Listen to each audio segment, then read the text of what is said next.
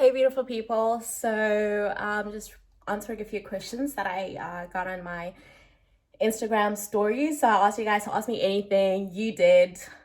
Wait, within reason. And you did. And the questions that I got that were not within reason, I was just like, yeah, whatever. Keep it moving. So, for the most part, a lot of you guys respect to that. Thank you. And I thought maybe I would address this particular one separately. So with this one, the question was, when did you move to Australia and how easy or difficult was it for you to get a job while you were in Australia? So this has a lot of backstory. So I met my partner, we were in our relationship and stuff, and there comes a time in your relationship when you start to discuss topics which are a bit more serious. And so for us, we started discussing, if we settle down, where are we going to settle down for starters? And he was trying to convince me about Australia. Now, the thing about me is I've never had the urge to actually leave the country or anything of the sort because I really, really, really, really, really, really love my country and everything. But, for the sake of love, first and foremost, we had to have the discussion, we had to compromise.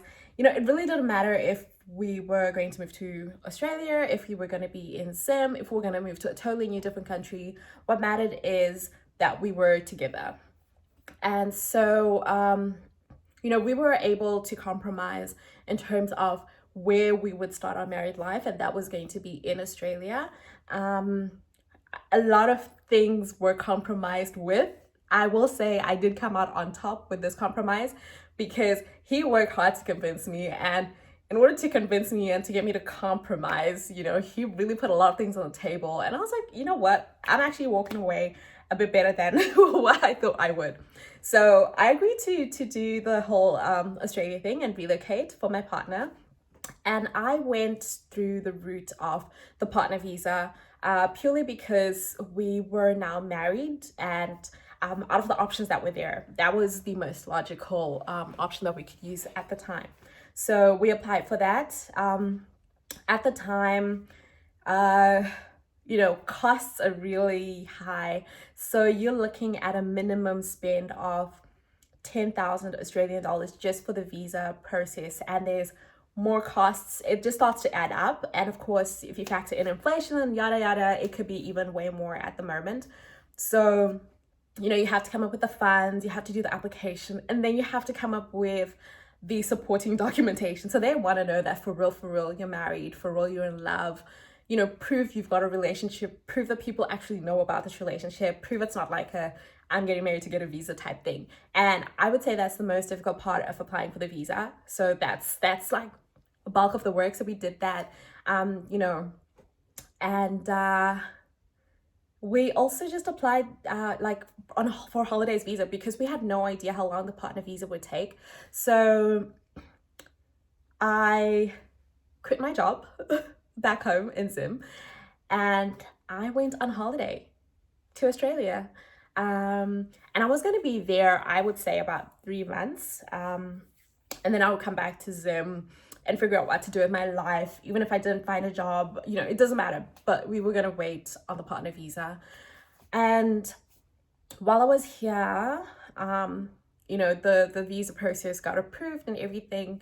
And also, I would say Nash was working really hard to make sure I fall in love with Melbourne, because he was like taking me everywhere and showing me everything. And he's like, you will love it. You will love it. I know you'll love it. And I had no problems with it. Like, it's okay, But the thing when you move to a new place, there's going to be some teething issues with trying to adjust to the place, issues with trying to make friends, trying to socialize, trying to integrate with society. There's always those issues.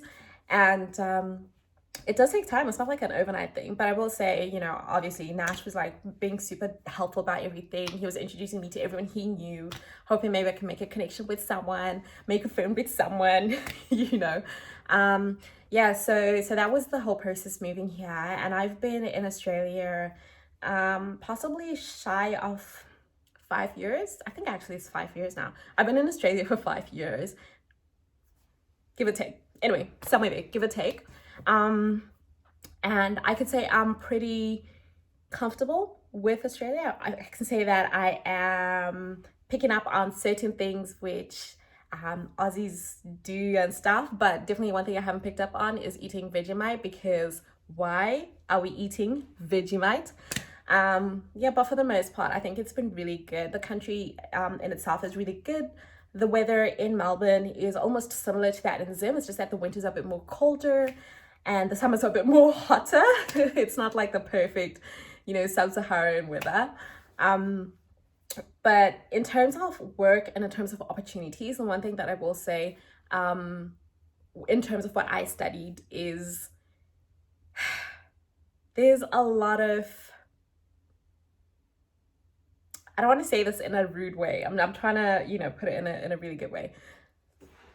So, okay, if you're Zimbabwean, I'll say from this, if you're a Zimbabwean and you're coming to Australia, most people would advise you to do something in the health field.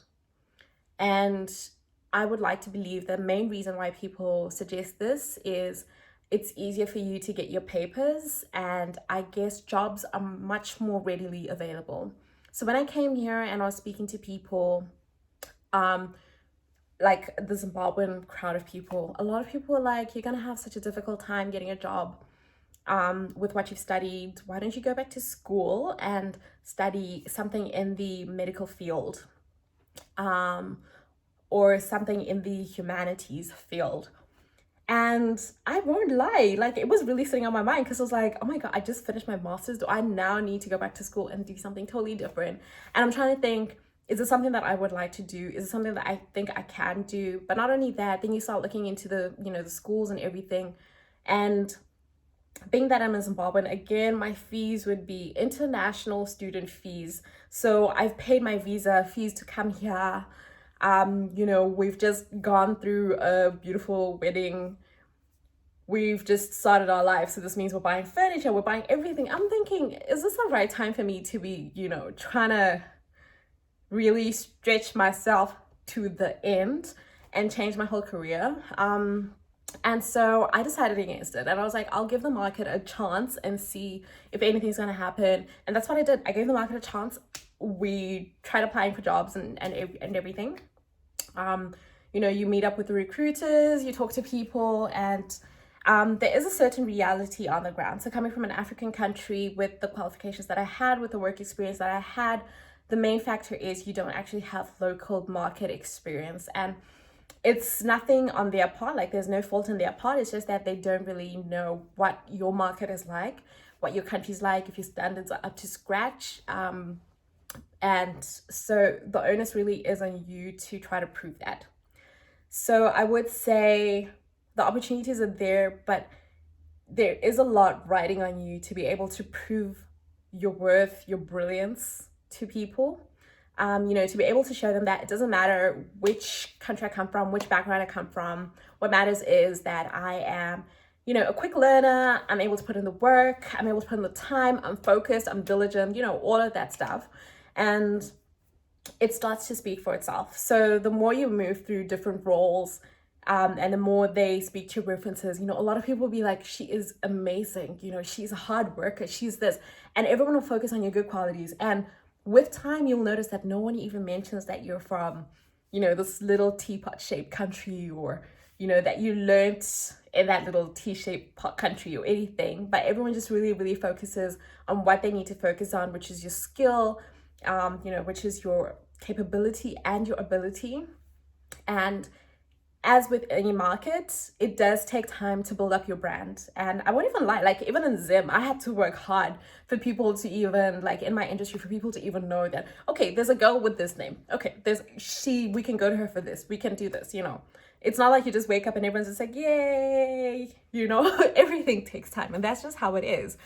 So I would say whatever you've studied, you can definitely come and give it a go. And if you do hit like a brick wall or anything, then you can consider changing. And I would say if your current qualifications or anything are not really working the way that you want them to work, then I would just go through the skilled immigrant list and just look at, what's really on demand and try to see if there's anything there that really speaks to you, which interests you, because there's a higher chance that you would get a job, once you finish the program and yeah, you're on the job market. But it's doable, I will say that.